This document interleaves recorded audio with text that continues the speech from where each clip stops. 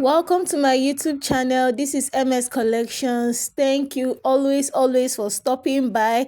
This is the part 2 of the series we began on this tutorial on how to make this dress that has been trending. So we have part 1, which is the cotton.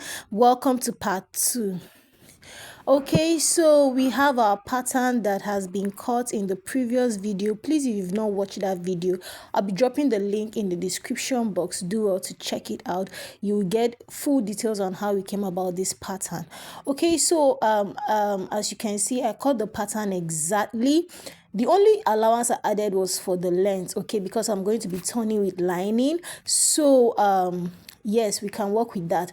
A lot of people get confused when it comes to adding of allowance, and personally, I think there's no hard and fast rule about it. If you're cutting your pattern with all the allowance you need, then you don't have to add any allowance when you're cutting your fabric. But if not, then you just calculate. It's just a matter of calculation, simple calculation. So you can see this back piece. I've gone ahead to attach my corset loops. Okay, remember I told us that this style usually it came with as a skirt and blouse, but I'll be making mine as a gown. So I already attached my corset loops to my gown. Now this is the neck part for the back piece. I did not turn the neck, okay? Or this is the shoulder part rather. I didn't turn the neck. I only turned the keyhole neckline. Okay, as you can see, you can just take that back and look at it. This is the skirt. I've gone ahead to turn it with my lining, as you know how to. Okay, just shorten your lining by whatever measurement allowance you left. Just go ahead and shorten your lining and turn your skirt. This is the back piece. You can see, look at what we have there. All this was explained in the pattern drafting. Please do well to check it out. Okay, so I have my bra cups next. I've gone ahead to hold that on my bra cups. Okay, yes, so we'll be using bra cups for this tutorial. Stay tuned and you see how I'll go about it. So next up, I want to join my front piece. Take note that I've notched the places that this will join. That's for the side piece. Remember that for the other side, that is the right side, if I'm not mistaken. Yes, that's if you're looking at the video. For the right side, they are not equal. Okay, so you have to notch where they begin so that you begin sewing from there. And take note that whatever you do on your fabric is what you do on your lining. Yes, I was showing us also. I've gone ahead to join it. Do not forget that I use breast pad on my fabric and I use soft gum stay on my lining. Do not also forget when you're cutting your lining, when you're putting the soft gum stay, please be careful to note the good and the bad side. Yes, because this shape is not equal, it's asymmetric, so it's not equal on all sides. Be sure that you have the good side of your lining facing the good side of your fabric so you don't stress out. Okay, yes, and do not also forget, after you've joined, iron your allowances open. I did that. You can see what I'm talking about.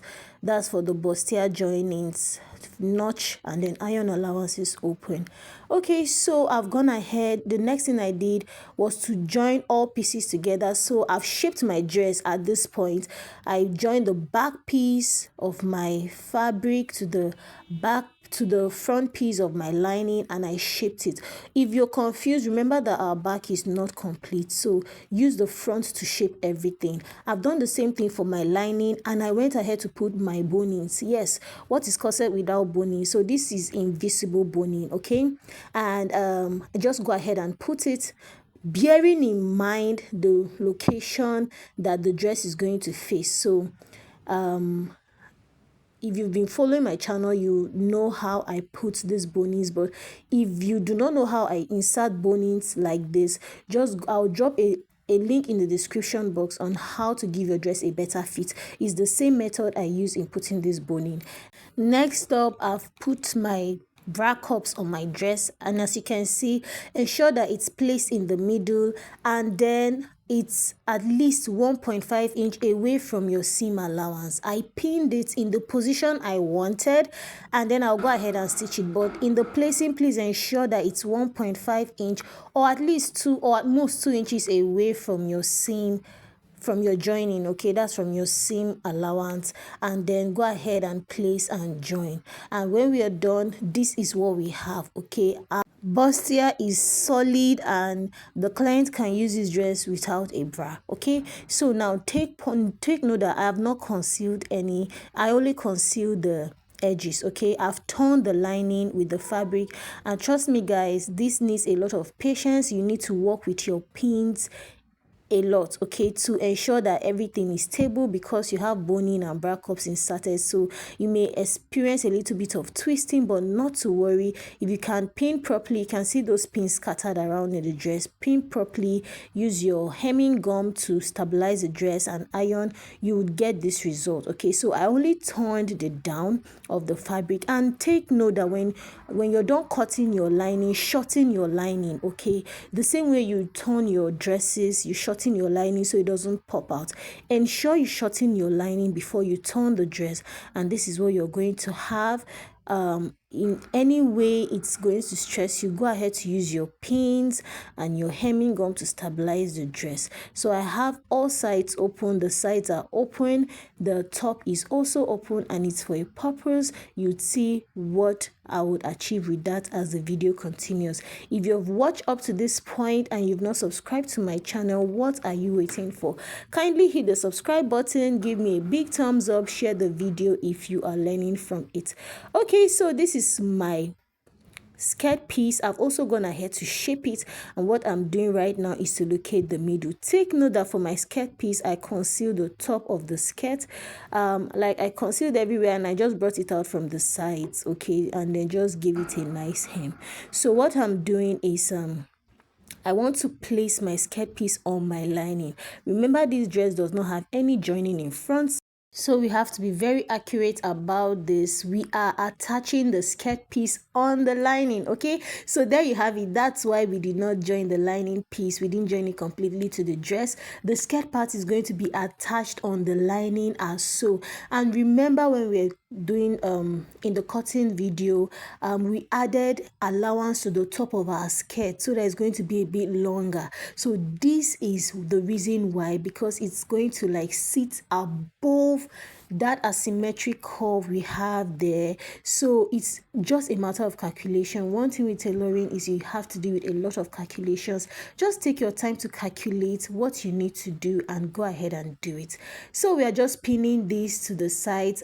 You can see I did not extend the skirt to the end of the lining because the lining is not yet torn, but the skirt is hemmed. So we need space to hem the dress. When we are done, just go ahead and sew it, and that is how we achieve this, okay. And then you can see when we are done, this is the look we'll be having, okay. We'll have it as a gown, okay. So in case you want to make yours a skirt and blouse, go ahead and make your dress separate. You can still glean from this video and then put one or two together and you are good to go. So this is what we have. It has been joined, as you can see, and our gown is like set. So you can see the top part just sitting on the dress, on the skirt of the dress, and it's in one piece, okay. And obviously our loops are in place. Now it's time to conceal our loops. This is how I'll be going about it. As I've shown you, you just go ahead and top stitch it, and we have our loops in place. So at this point, what you have to do is to attach the shoulder line for the back. But please, before you do this, ensure you add boning at that loop side. All you just have to do is to stitch this. This is going to be an outside stitch. Stitch that loop area by the size of your boning. If you're using a 1/2 inch boning, stitch 1/2 inch outside and go ahead and insert your boning before you close up this shoulder line, okay. So I'm just showing you how to go about that. You can see that in the video. Just in case you didn't catch that, feel free to take it back and watch again. Then for the front part, look at how I did it. Now for this front shoulder line, I did not join them together. I joined the fabric to the fabric separately, the lining to the and to the lining separately. So if you are looking very carefully, you see that the lining part is concealed, well concealed inside. But for the front, we have that joining part facing out, like we have the rough edge facing out. It's intentional. Just go ahead and watch and see what we'll achieve with that.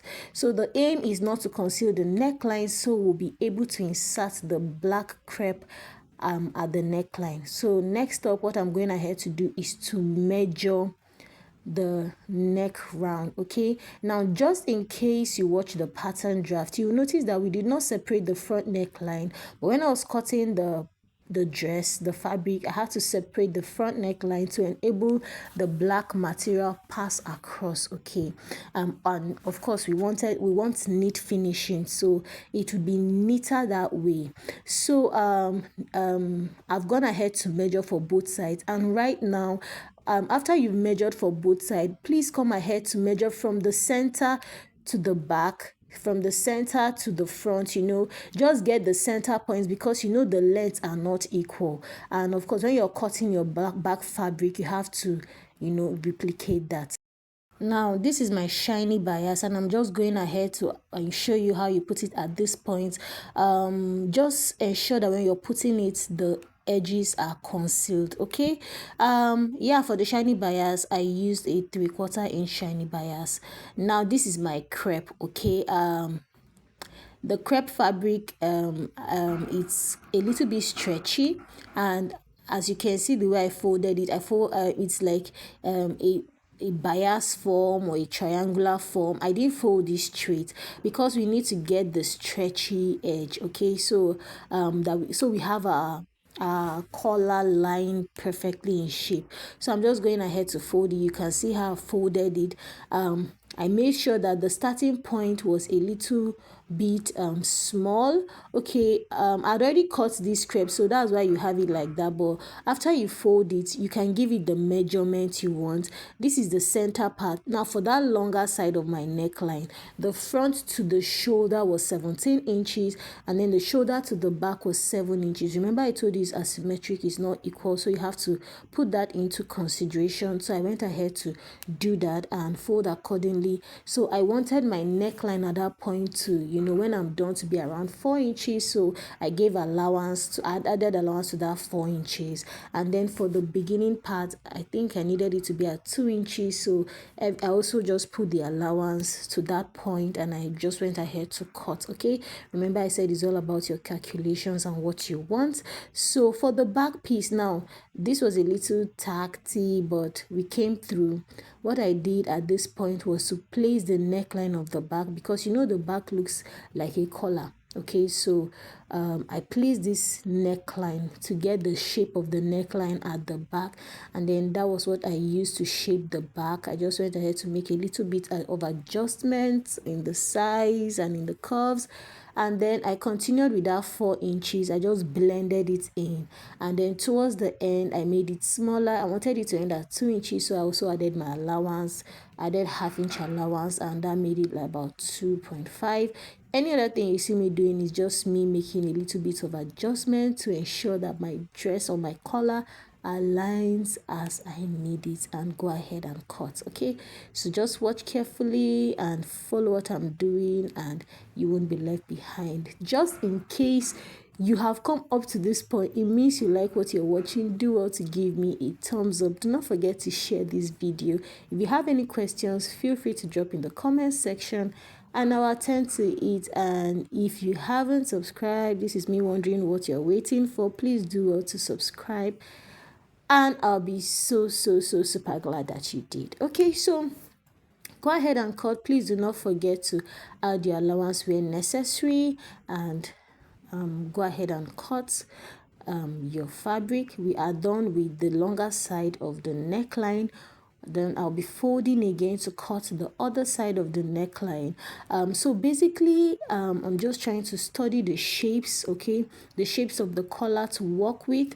So you may also do as well, just study the shape of the collar. decide what you want, and then go ahead and try it out. Of course, that's why there are pattern papers, just in case you do not want to mess up the fabric. Go ahead to whatever you want to do, whatever shape you desire, try it out on your pattern paper first before you can now replicate on the fabric. I thought to just go ahead and use my fabric because I kind of know what I wanted. Okay, so for the back piece, this is me going ahead to, get the center line. I just measured. Remember I said I'd measured front to shoulder, back to shoulder, and I went ahead to place it. And so I wanted the back to, just be the same size. Of course, the front wasn't the same size, so but the back I needed it to be the same size. So I just brought in the front piece. From that middle point, I tried to get the size on my fold, and when I got the size on my fold, from that point you can see I now went ahead to get the shape for my front. Just watch carefully and follow what I'm doing and you won't miss out.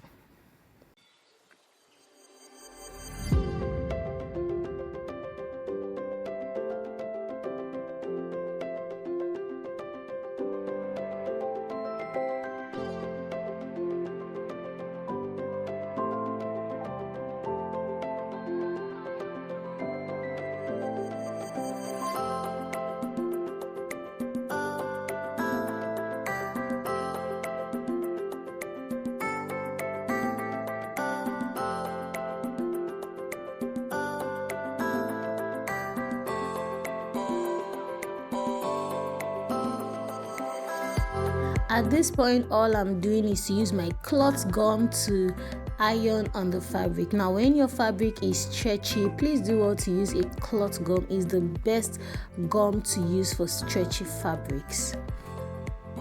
And just in case you're not used to it, as the cloth gum is also known as hair stay, some call it suit gum, but it's basically your hair stay. Okay, so it's the best, like I said, for stretchy fabrics.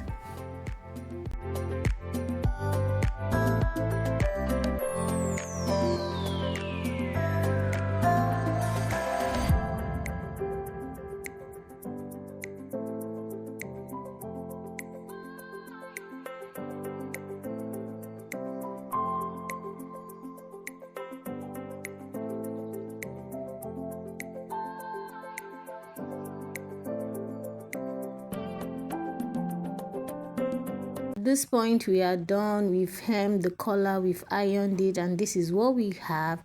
So it's time to attach it to our dress. You can see it's fitting exactly. So the method, of course, is simple. Just go ahead and attach to your fabric alone, and then when I'm done, I'll show you how I came about stop stitching it to seal up the neckline. So you can see why we needed that allowance for the front piece to be outside. We needed to be outside so that we can join it to the neckline, to our black crepe, and then when we are done, we can comfortably top stitch as so.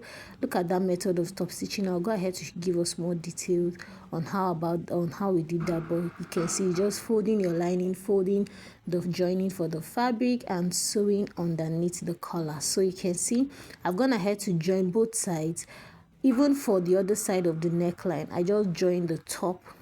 I didn't join the lining. I didn't hold the lining when I was joining. I just joined to the fabric. Okay, so having done that, I went ahead to use my lining to iron it carefully to fold the edges. You can see as I'm doing that, my collar is open because when I'm done, I'll be top stitching on it, and then the stitch will appear underneath the collar. It's not going to show outside, it's just going to hide underneath the collar, and we have a perfect finish for that point.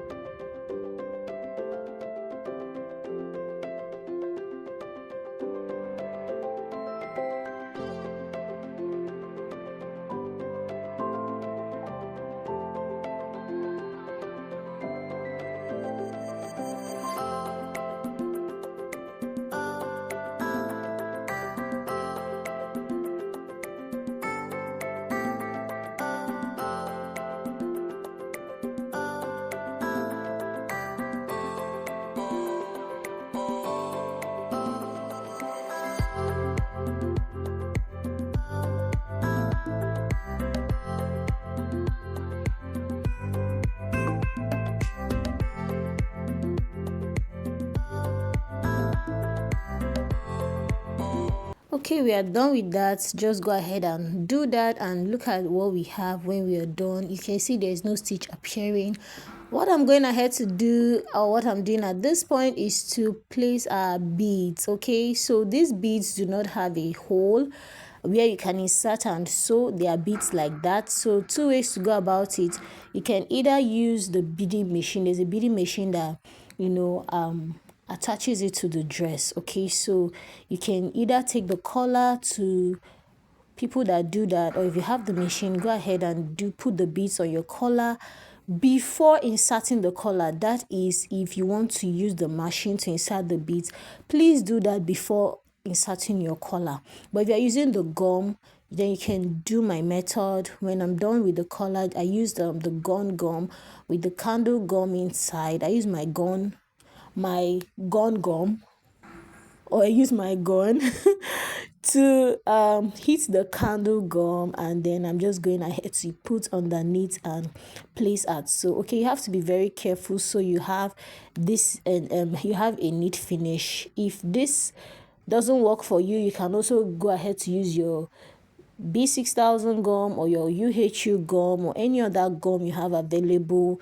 to do this. Okay, like I said, just be careful so you have a neat finish.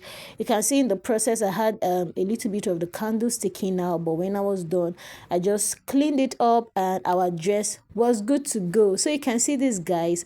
This is the back.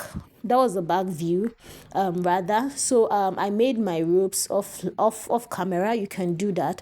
And then when I was done, you can see I've joined the shoulder. I've fixed my sleeve, and of course our dress is ready. This video, I believe, captured most of the process making for this dress, and I really hope you learned from it. So our dress is ready. Our bossier dress is ready, and trust me, it was so fitting on the client.